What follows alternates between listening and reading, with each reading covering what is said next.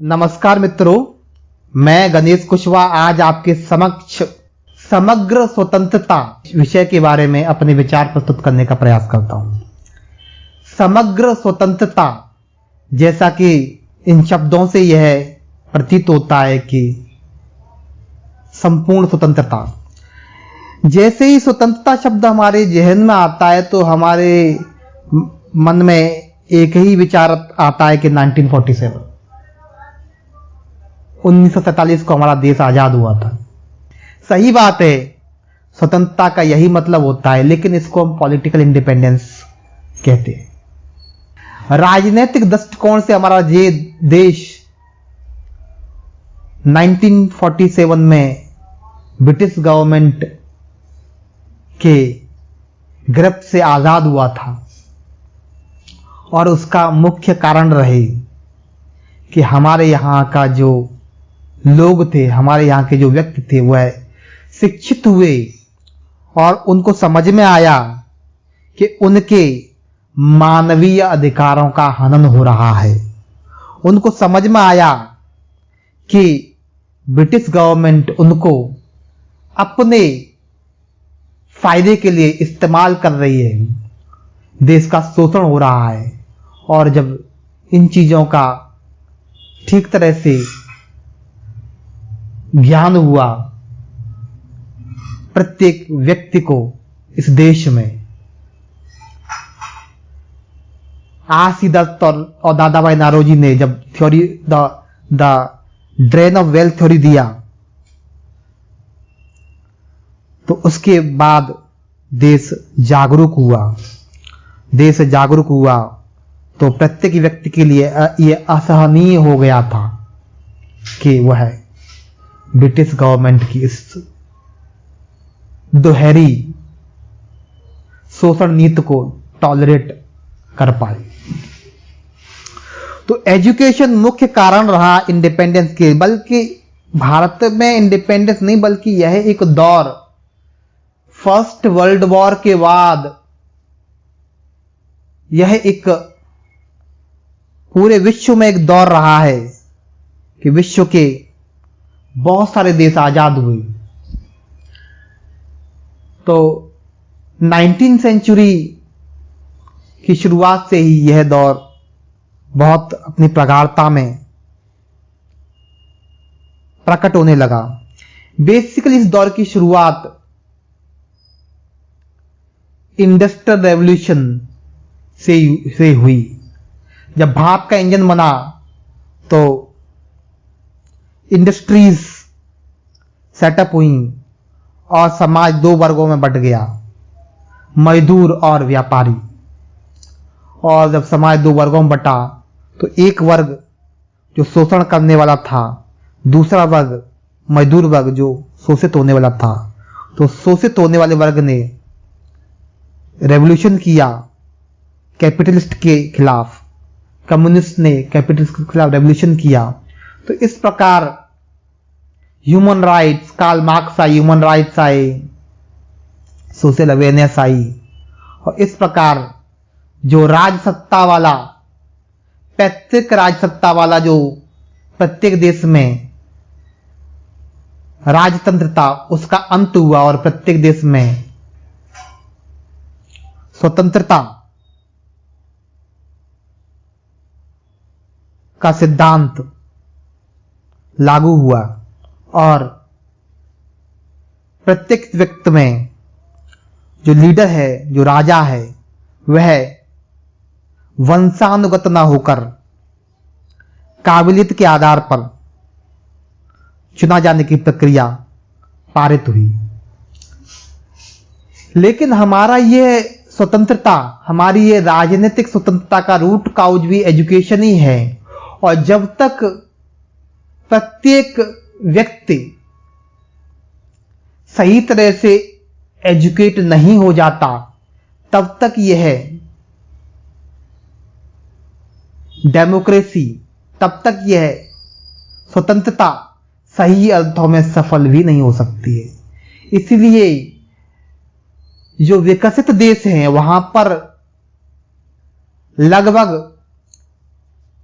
80-90% literacy है, वहां पर लोकतंत्र सफल है, क्योंकि वहां के प्रत्येक व्यक्ति को यह समझ है कि किस प्रकार के लीडर्स को चुनना चाहिए। प्रत्येक व्यक्ति को अपने देश के लॉ और ऑर्डर को बनाए रखने के लिए डिवोशन है। प्रत्येक व्यक्ति को राष्ट्रभक्ति के लिए श्रद्धा है, और एजुकेशन हमें इंडिपेंडेंट बनाता है। तो जब हम स्वतंत्रता की बात करेंगे तो सबसे पहले यह महत्वपूर्ण है कि प्रत्येक व्यक्ति इस देश का स्वतंत्र होना चाहिए। तो जब किसी भी व्यक्ति की व्यक्तिगत स्वतंत्रता के विषय में बात करें तो व्यक्तिगत स्वतंत्रता को हम कुछ पहलुओं के तहत अंडरस्टैंड कर सकते हैं। इसका सबसे पहले mental independence, physical independence, social independence और पॉलिटिकल इंडिपेंडेंस तो हम चर्चा कर ही रहे हैं। तो किसी भी देश की स्वतंत्रता उसमें रहने वाले व्यक्तियों की व्यक्तिगत स्वतंत्रता पर निर्भर करती है। मॉरल्स, नैतिक शिक्षा, रूल्स रेगुलेशंस के थोपे जाने पर उनका पालन सही तरह से नहीं हो सकता जब तक प्रत्येक व्यक्ति सेल्फ डिसिप्लिन नहीं होगा, जब तक प्रत्येक व्यक्ति सही रूप से शिक्षित नहीं होगा, सही रूप से इंडिपेंडेंट नहीं होगा, तब तक स्वतंत्रता सही अर्थों में कायम नहीं हो सकती। तो सबसे पहले हम व्यक्तिगत स्तर पर मानसिक स्वतंत्रता की बात करते हैं। मानसिक स्वतंत्रता को प्राप्त करने का सबसे उच्चतम साधन योग है। योग हमारा वह प्राचीन विज्ञान है जिसका मुख्य उद्देश्य मानसिक स्वतंत्रता है। जब हम अपने जीवन में सुखों के पीछे भागना बंद कर देते हैं, जब जीवन के परम मूल्य सत्य, सौंदर्य और आनंद हमें अपने अस्तित्व के रूप में रियलाइज हो जाते हैं, जब हम पूरे अस्तित्व के साथ एक हो जाते हैं, जब हम इस अस्तित्व की किसी भी यूनिट से डिसआइडेंटिफाइड हो जाते हैं, हम मानसिक स्वतंत्रता को प्राप्त करते हैं। इसे योग, निर्वाण या मुक्ति कहा जाता है। लेकिन 1000 साल की गुलामी के बाद हम अपनी इस सांस्कृतिक धरोहर को भूल चुके हैं, और जब योग निर्वाण की बात की जाती है तो एक ही बात जहन में आती है, अरे भाई ये तो साधु संत लोगों का काम है, साधारण आदमी को उससे क्या मतलब है। जब जिंदगी को पहले जी लें, जब बूढ़े हो जाएंगे तब इसके बारे में विचार करें। लेकिन यह हमारे 1000 वर्ष की गुलामी का प्रतिफल है। हमारी संस्कृति का इस तरह से नाश हुआ है कि हमने मानसिक स्वतंत्रता को बहुत ही सुपरफिशियल और बहुत ही साधु संतों की उपलब्धि से जोड़ दिया है।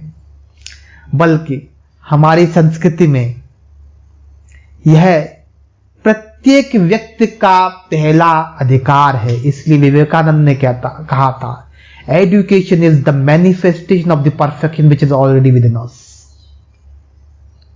शिक्षा हमारे अंदर मौजूद पहले से पूर्णता का प्रकटीकरण है। पूर्णता हमारे अंदर पहले से मौजूद है, और शिक्षा के तहत हम उस पूर्णता को जब प्राप्त कर लेते हैं तो मानसिक स्वतंत्रता हमें प्राप्त होती है। मानसिक स्वतंत्रता वह दृष्टिकोण है कि जब हम हर परिस्थिति में पूर्ण, आनंदित और समग्र होते हैं, टोटल होते हैं। योग का शाब्दिक अर्थ वही है, टोटल हो जाना, योग हो जाना। जब हम अपने आप को इस बॉडी एंड माइंड के बियॉन्ड जान पाते हैं, जब हम अपने आप को एक परिवार के रूप में, एक देश के रूप में, एक सोसाइटी के रूप में, एक विश्व के रूप में जान पाते हैं, और जब हम अपने शरीर मन के अंदर भिन्न भिन्न अंगों को, भिन्न भिन्न बॉडी सेल टिश्यूज को भी एक यूनिट के रूप में जान पाते हैं, अपने आप को किसी भी यूनिट से जोड़ पाते हैं और किसी भी यूनिट से मुक्त हो पाते हैं, तो यह मानसिक स्वतंत्रता का विषय। और एजुकेशन, शिक्षा, इसका सटीक साधन है। दूसरा पहलू आता है शारीरिक स्वतंत्रता। कहते हैं कि एक स्वस्थ शरीर में ही स्वस्थ मन का वास होता है। अगर हमारा शरीर स्वस्थ नहीं होगा तो हमारा मन भी स्वस्थ नहीं रह सकता अधिक समय। किसी का यदि मन अस्वस्थ है तो लंबे अरसे के दौरान इसका शरीर अस्वस्थ होना अनिवार्य है, और किसी का यदि शरीर अस्वस्थ है तो लंबे अरसे के दौरान उसका मन भी अस्वस्थ हो जाएगा। इसलिए हमारे देश में इस यौगिक तपोभूमि पर मानव शरीर को मंदिर की तरह पूजा गया है, और योग में शारीरिक स्वास्थ्य का सबसे अधिक महत्व है। बल्कि हम भारतीय एंशिएंट इंडियन टेम्पल्स को ऑब्जर्व करें तो वहां पर हम पाएंगे कि भारतीय प्राचीन मंदिर सभी मानव शरीर का ही व्याख्यान है, मानव शरीर से ही इंस्पायर्ड है। उसका जो कंसेप्ट है, उसका जो संरचना है, उसको मानव शरीर से साथ तुलना करके रचा गया है। और हमारा शरीर ही वह मंदिर है जहां पर हमारा स्वस्थ मन, स्वस्थ आत्मा वास कर सकती है। अगर शरीर शुद्ध नहीं होगा तो मन और विचार शुद्ध नहीं हो सकते। तो शारीरिक स्वास्थ्य के लिए पहले सही तरह से भोजन, सही तरह का विचरण, सही तरह से सोना, सही तरह से सोचना, सही तरह के स्वप्न देखना। इसलिए हमारे गीता में कहा गया है, युक्त आहार विहारस्य युक्त चेष्टस्य कर्मसु युक्त सपन बबोधस्य योगो भवति दुःखाः। अगर हम सही तरह से आहार विहार, कर्म, सोचना और नींद को स्थापित कर लेते अपने जीवन में, उनको अपनी आदत बना लेते हैं, तो हम अधिक से अधिक स्वस्थ होने की हमारी संभावना बन जाती है, और इस प्रकार हम शारीरिक रूप से स्वतंत्र होते हैं। और जो व्यक्ति मानसिक और शारीरिक स्वतंत्र है वह आर्थिक रूप से स्वतंत्र होने के लिए ज्यादा काबिल है। आर्थिक स्वतंत्रता फाइनेंशियल एजुकेशन का विषय है।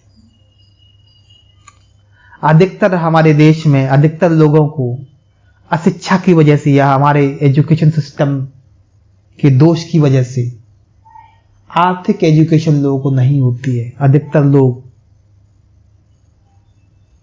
जो शिक्षा प्राप्त करते हैं, हमारा एजुकेशन सिस्टम जिस प्रकार की शिक्षा में देता है वह नौकरी करने की शिक्षा देता है। हमारे देश में एंटरप्रेन्योर इन्वेस्टर्स की कमी है। हम बिजनेस और इन्वेस्टमेंट करना नहीं जानते। यह शिक्षा का दोष है। और यदि हम सही तरह से मेंटली इंडिपेंडेंट, फिजिकली इंडिपेंडेंट होते हैं तो आर्थिक इंडिपेंडेंट के लिए भी वह हमारे लिए सहायक होता है। फाइनेंशियल एजुकेशन यदि सही होती है तो हम दूसरों के लिए सेवा उत्पन्न करने में सक्षम होते हैं। हमारा जो production of goods and services ज्यादा होता है, जब हमारा production of goods and services ज्यादा होता है तो हम वैल्यू क्रिएट करते हैं दूसरों के लिए। जब दूसरों के लिए वैल्यू क्रिएट करते हैं तो हमें बदले में वैल्यू मिलती है, उस वैल्यू को हम पैसा कह सकते हैं। तो इस प्रकार की आदतें डेवलप करना, इस तरह से अपने आप को शिक्षित बनाना कि हमारी गुड्स एंड सर्विस का प्रोडक्शन ज्यादा हो और जब हम दूसरों की सेवा सही तरीके से करते हैं तो हम आर्थिक स्वतंत्रता के मार्ग पर अग्रसर हो जाते हैं। और जब प्रत्येक व्यक्ति आय इस देश में ज्यादा होगी तो देश संपन्न होगा। यह केवल नींव वे से प्रत्येक व्यक्ति से ही शुरुआत होती है। जब प्रत्येक व्यक्ति इस दिशा में शिक्षित होगा, अग्रसर होगा, तो वह आपस में कोलैबोरेट करके बड़े बड़े कंपनीज, बड़े बड़े ऑर्गेनाइजेशन पैदा होंगे और उसी से ही रोजगार पैदा होगा, उसी से ही गुड्स एंड सर्विसेज, जीडीपी हमारे देश की बढ़ेगी। और जब देश की जीडीपी अधिक होती है तो देश संपन्न होता है।